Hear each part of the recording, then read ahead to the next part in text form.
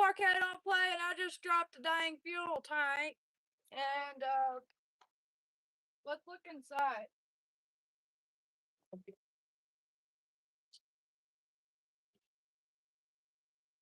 That way I know how much fuel sits in the bottom.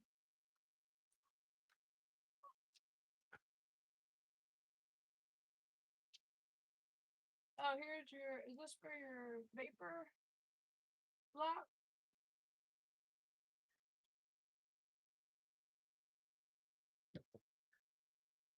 I already see gunk.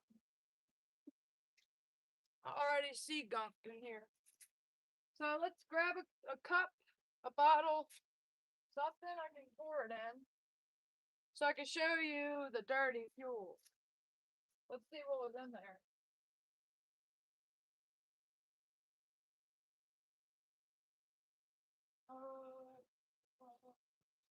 Need like a clear cup.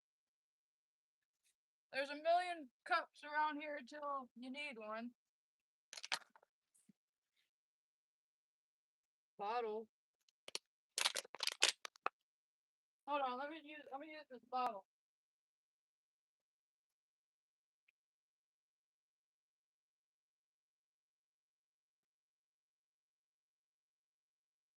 Oh God.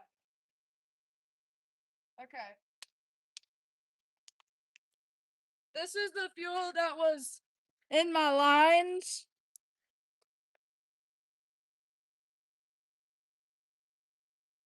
Other than the little like sediment things that are obviously in the bottom, this bottle was dirty. That's the fuel that was in my lines. Okay. I guess I'll just pour it back in the jug. We're not using gas on anything. I mean, it's full of grit. There's so much grit. All right, now let's take a sample off the tank. Somehow.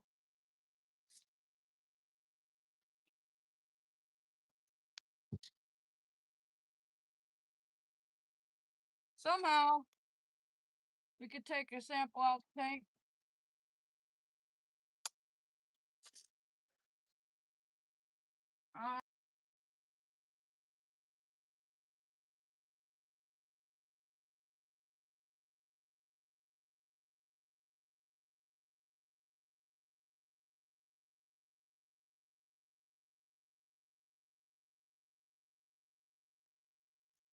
Somebody was freaking calling. You are not gonna believe this.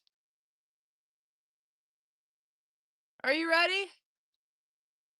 Can you hear me? Sometimes when people call, it takes away my sound. Can you hear me? Do you see it already? Through the bucket? I don't know if anybody can even see me or hear me, or if there's even anybody in here. Yes, y'all are in here. Come on. All right.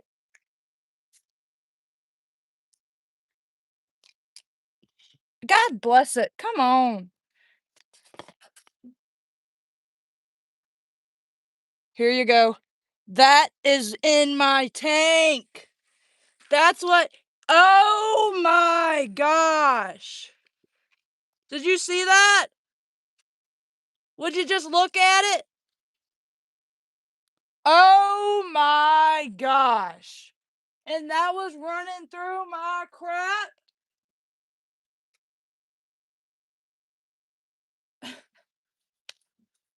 The only question I have is why? Paul. I have some questions for Paul. What does it say? Hello, God bless you and your family. Very cool channel. Thank you. I come on here because I wanted to share the fuel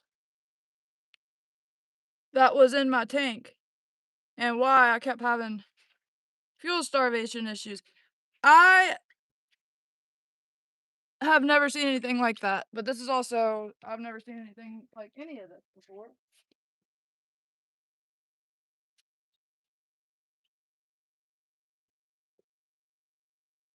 Clean fuel is everything. This is from No gas cap. This is from, I mean, you could see the water in it. Like, this is like pure water. There's like barely any smell of fuel in there. This is a learning lesson. This is all this is. This tank is going to the scrap yard or whatever we want to do with it. Paul said he'll clean it and use it in the future. I wouldn't. I wouldn't use this. But I'm also my own person. I'm not Paul.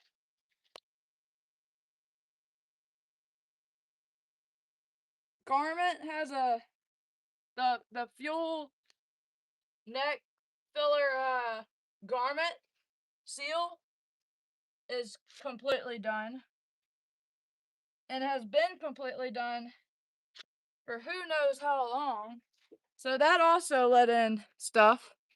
But I just wanted to come on here while I was working on this, you guys, and show you in a video really quick. That way people who's been keeping up with it can click on this video and see the crap that I've been carrying around, wondering why and how I had dirty fuel, and understanding why it is the way it is. So all the people that have been yelling, get a fuel cap, you were right. You were right. Holy moly, dude. That's insane. Alright, so new fuel tank, be here Thursday. My fuel lines, I'm even replacing the line. I'm even replacing the hard lines. Yes, I've been drinking coffee. Even the hard lines I'm replacing. I don't have much battery. We're gonna leave it with the tank like that and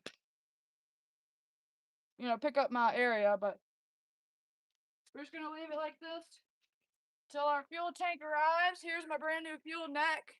I'm gonna have to give that a once over. Or maybe a 10 over. I don't know. I ordered a new tank, a new sending unit. I ordered fuel lines, fuel hose. I ordered a hard fuel line, fuel hoses. I learned that you have to upgrade your fuel system every time you upgrade your engine. See, this was a original base car, it's not the performance package. And we upgraded it to the performance package. So you have to upgrade your fuel lines for that engine. And Paul did that, but I didn't know that you had to do that. So now I know that. And clean fuel. Don't do that again, Kay. I don't know what you did there, but you did all the wrong things possible. So, yep, I'm very, very excited. I'm learning. I got all my clean fuel stuff, and I'm learning. I'm learning.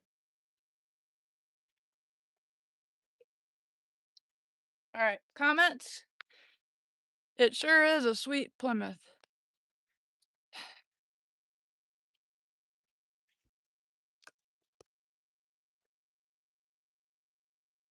See, I would take that sending unit out to look at it, but I don't want things to explode.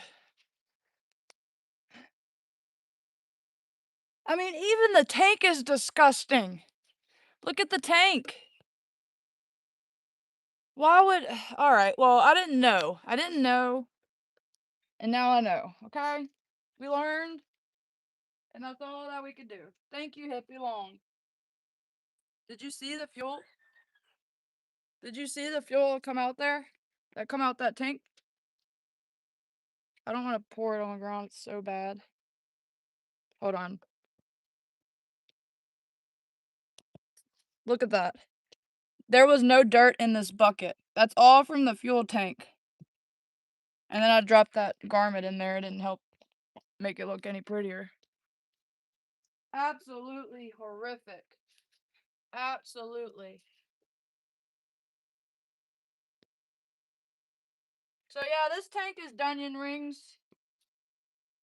Like onion rings, but Dunyan rings. Rust. Look at the sediment in the bottom, just on these little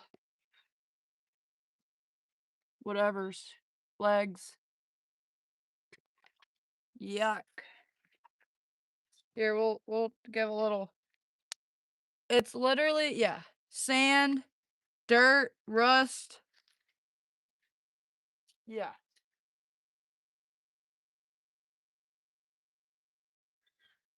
It's over with now. Yeah, I'm pulling the fuel lines and everything. So, make sure my keys aren't in the trunk.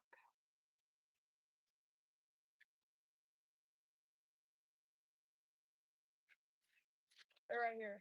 All right. My wrenches.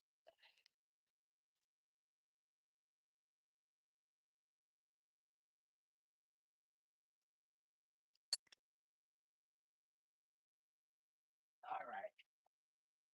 Got everything put up. My phone battery is done. I got oil change for it. It's my filter. I'm gonna create a vapor lock vent situation in this car too. Might as well. That. We're done. That wasn't too hard. We did a great job. Could she run heat in it? Looks like your Mississippi rusty fuel. I bet they sell an aftermarket plastic gas tank. We'll never have to deal with rust and sediment. Vapor lock happens from heat under the carb. I thought vapor lock happens when your fuel lines are too close to your exhaust system. So it can happen in your carburetor too. Whenever the both, okay.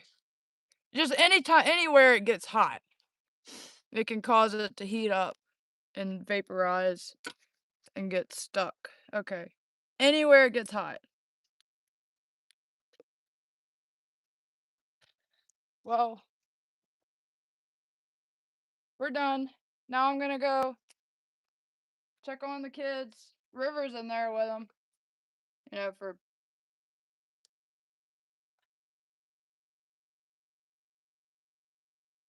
I digress.